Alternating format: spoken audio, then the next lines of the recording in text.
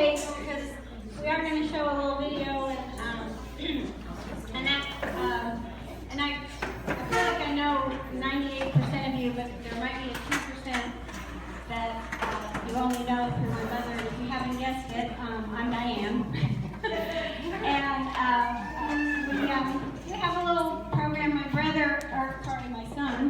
My son said it's going to be organic. So I have some notes. And I have some things on my heart I want to say. Dad thinks he might tell his story with Mom, and if he doesn't want to, he doesn't have to. And he can tell you in person, in private. and then Patrick's got a few things, we got a video and a few things to say, and then we really, and I think it's already happening. I mean, what we wanted is a celebration, and as I look around and I look all the people who are here that she loves so much and that you all love so much, it's already a great party in the making. So thank you from the bottom of my whole family's heart for coming.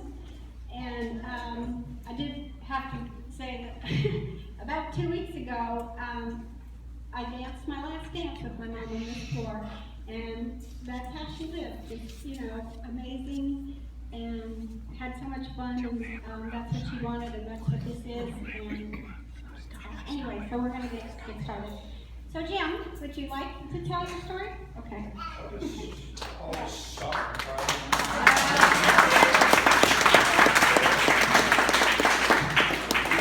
Testing. 1, 2. I just, first of all, want to say thank you. I am overwhelmed for all your blessings and your care. Really, all I wanted to do, if you can hear me all right, was share how we met and why we're in San Diego. Sylvia and I work for the Bell Telephone Company in Canada, my hometown of Oshawa, Ontario.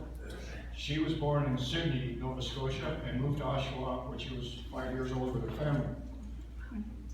I was a telephone technician. They called me installation repair tech, which meant that if you wanted a telephone, I could put it in, and if you needed it fixed, I could fix it.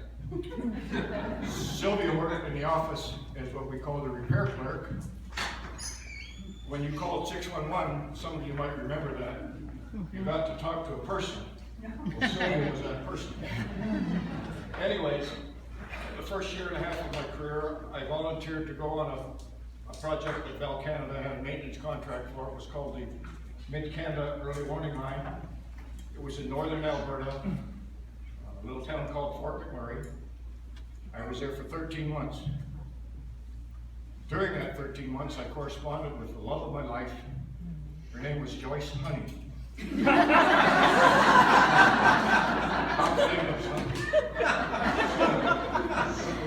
After 13 months, I came home, and the love of my life found somebody that was more handsome, I guess. She wasn't there for me, so I came up loose and easy. When I did get home also, they did not have enough vehicles, so I had to ride double for a couple of months. And one day I was riding with a good high school buddy who actually worked for a telephone company at the time. His name was John Fleming. We happened to be in the office, so he wanted to introduce me to his girlfriend, which was Sylvia. So I kind of got up drunk, and she went up on her business, and I thought, boy, what an impression I just made. And I find out a couple of weeks later that she was pissed at her boyfriend because he wouldn't take her dancing that night. So that was okay. Now I thought, well, maybe I wasn't that bad either. Then apparently 2 weeks later, her boyfriend called her and said they have to break up because she's got another girl pregnant. So now she's free.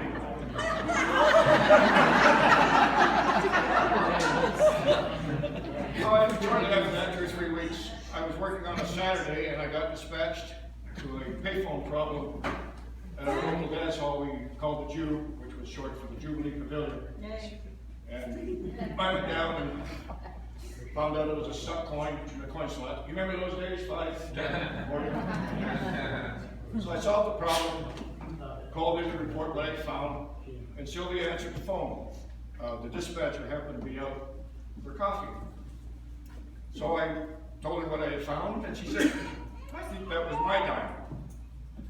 So I said, would you like it back? I said, well, meet me at the dance tonight, and I'll give it to you. So she met me, I took her home, and that was our first date.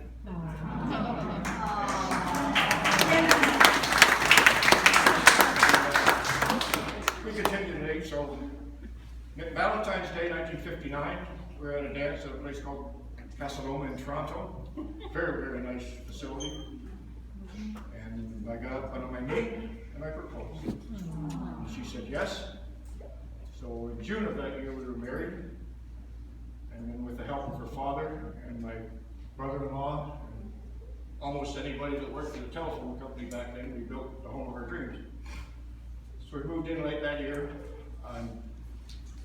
When we got married, I commented to my wife that I would like to maybe move to California.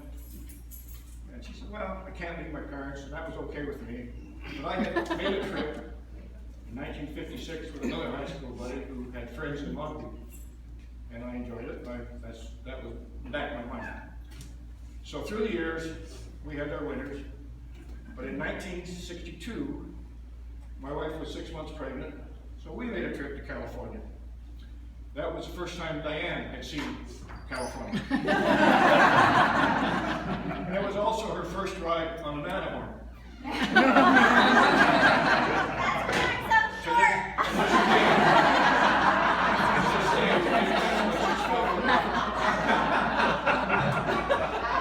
Anyhow, over the years, wintered that, so New Year's Eve of 66 and 67, some of you in here have probably heard the story, but it wasn't one of the best days of the week.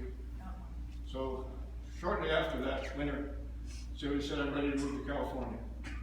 So we filed all the papers, got proper paperwork.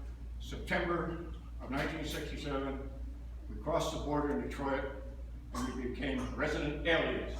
Which has since changed, now I'm a permanent resident.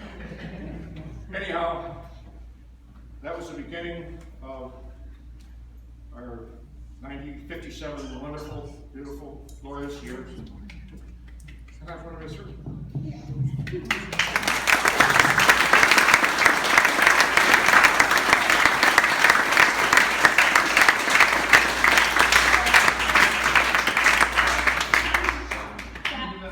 Our AV guy is going to come and raise your hand if you know what an AV guy